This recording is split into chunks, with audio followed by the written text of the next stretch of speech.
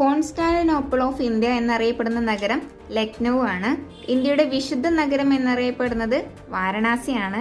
ഉത്തർപ്രദേശിലെ ഏറ്റവും വലിയ നഗരം കാൺപൂരാണ്. ഉത്തർപ്രദേശിന്റെ നീതിന്യായ തലസ്ഥാനം അലഹാബാദാണ്. ഉത്തർപ്രദേശിന്റെ നീതിന്യായ തലസ്ഥാനം അലഹാബാദാണ്. അലഹാബാദിന്റെ പുതിയ പേര് പ്രയാഗ്രാജ് ആണ് കേട്ടോ. അലഹാബാദിന്റെ പുതിയ പേര് പ്രയാഗ്രാജ് ആണ്. ഇത് പ്രീവിയസ് ഇയർ ക്വസ്റ്റ്യൻ ആണ്. ഇനി നോക്കുന്നത് ഭൂഖണ്ഡമാണ്. സമുദ്രങ്ങൾക്കിടയിലായി സ്ഥിതി ചെയ്യുന്ന വിശാലമായ കരഭാഗങ്ങളാണ് ഭൂഖണ്ഡങ്ങൾ അഥവാ വൻകരകൾ. ഭൂഖണ്ഡങ്ങളുടെ എണ്ണം 7 ആണ്.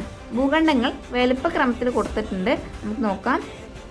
ഒന്നാമത്തേത് ഏഷ്യ, 2 ആഫ്രിക്ക, 3 വടക്കേ അമേരിക്ക, 4 തെക്കേ America, 5 Antarctica, 6 Europe, 7 Australia. Asia, Africa, വടക്കേ അമേരിക്ക, തെക്കേ America, Antarctica, Europe, Australia. India ഉൾപ്പെടുന്ന ഭൂഖണ്ഡമാണ് ഏഷ്യ. ലോകത്തിലെ ഏറ്റവും വലിയ ഭൂഖണ്ഡമാണ് ഏഷ്യ. ലോകത്തിലെ ഏറ്റവും വലിയ ഭൂഖണ്ഡം ഏഷ്യയാണ്. ലോകത്തിലെ ഏറ്റവും ചെറിയ ഭൂഖണ്ഡം അത് ഓസ്ട്രേലിയയാണ്. ലോകത്തിലെ ഏറ്റവും ചെറിയ ഭൂഖണ്ഡം ഓസ്ട്രേലിയയാണ്.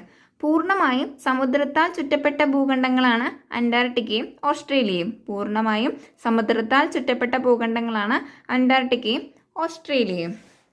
അറ്റ്ലാന്റിക് സമുദ്രത്തിന് പടിഞ്ഞാറ് ഭാഗത്ത് കാണുന്ന ഭൂഖണ്ഡങ്ങളാണ് വടക്കേ അമേരിക്കയും തെക്കേ അമേരിക്കയും.